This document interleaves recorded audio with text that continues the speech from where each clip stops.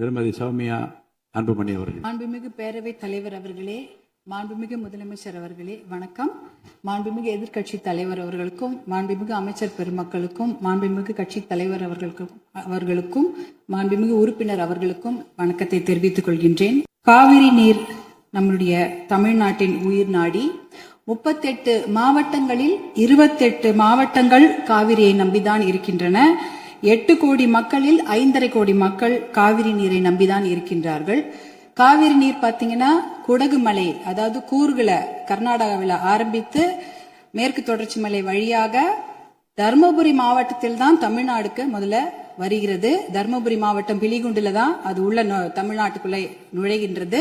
கிட்டத்தட்ட 800 கிலோமீட்டர் அது டிராவல் பண்றாங்க. அந்த காவிரி நதி பாத்தீங்கன்னா 800 கிலோமீட்டர் கர்நாடகாவிலிருந்து தமிழ்நாட்டுக்குள்ள டிராவல் பண்றாங்க.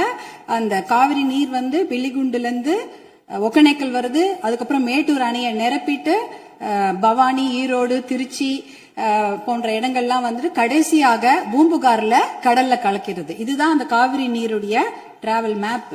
இதுல பாத்தீங்கன்னா 320 கிலோமீட்டர் மட்டும்தான் கர்நாடகாவில் காவிரி பாய்கிறது.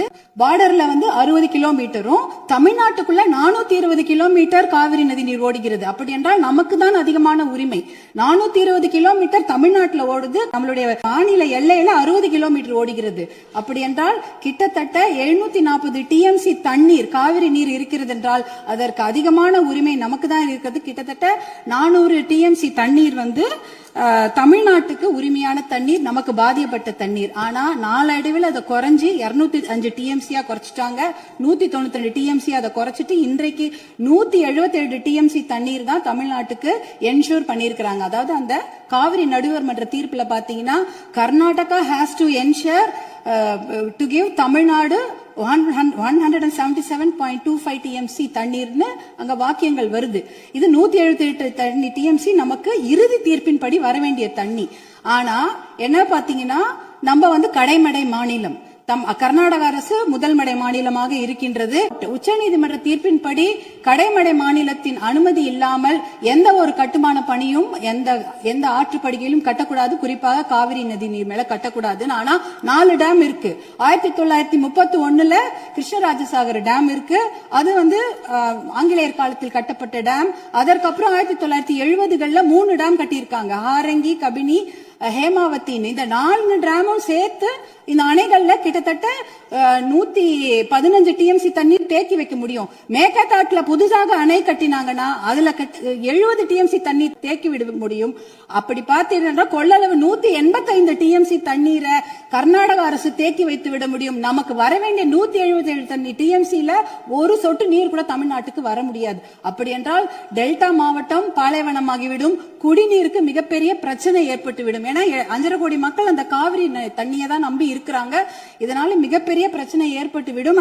இப்ப வந்து கர்நாடகாவுக்கு உரிய நீர் வந்து 284 டிஎம்சி தான். நமக்கு இருக்கிறது வந்து 404 டிஎம்சில இருந்து குறைஞ்சு 177 டிஎம்சி ஆக்கிட்டாங்க. அதனால இத வந்து மிகப்பெரிய பிரச்சனையாக எடுத்துக்கொள்ள வேண்டும். மாண்புமிகு முதலமைச்சர் அவர்கள் கொண்டு வந்த அந்த தீர்மானத்தை, காவிரி நீர் படுகையில எந்த ஒரு கட்டுமான பணியோ அணைக்கட்டோ கட்டக்கூடாது என்ற தீர்மானத்தை பாட்டாளி மக்கள் கட்சி முழு மனதாக வரவேற்கிறது.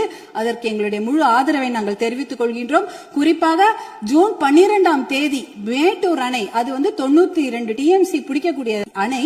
ஆனா அதுல இன்னைக்கு பாத்தீங்கன்னா 40 டிஎம்சி தண்ணி தான் இருக்கு. ஏன்னா அந்த தண்ணிய கூட இன்னைக்கு குறுவை சாகுபடிக்கு கொடுக்க முடியல. குறுவை சாகுபடி வந்து சவுத் வெஸ்ட் மான்சூன், தென்மேற்கு மான்சூனை நம்பிதான் இருக்கிறது. ஆனா இந்த குறுவை சாகுபடிக்கு விடக்கூடிய தண்ணி வந்து இல்லாததுனால 40 டிஎம்சி தண்ணிய இன்னைக்கு ஜூன் 20 இன்னி வரைக்கும் கூட மேட்டூர் டேம் திறக்கல. இப்ப மேட்டூர் டேம்ல இருக்க அந்த 40 டிஎம்சி தண்ணி குடி தண்ணீருக்காக நம்ம சேர்த்து வச்சிருக்கிறோம்.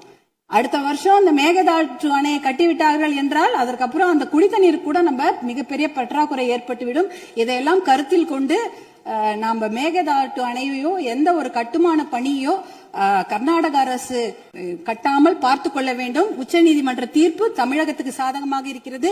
காவிரி நடுவர் மன்ற தீர்ப்புகளும் நமக்கு சாதகமாக இருக்கிறது. இதை நாம் முனைப்புடன் இருந்து தொடர்ந்து செயல்பட்டு இந்த மேகதாடு அணை கட்டுவதை தவிர்க்க வேண்டும். அதற்காக மாண்புமிகு முதலமைச்சர் கொண்டு வந்த இந்த தீர்மானத்தை பாட்டாளி மக்கள் கட்சி முழு மனதாக வரவேற்று ஆதரவளிக்கிறது.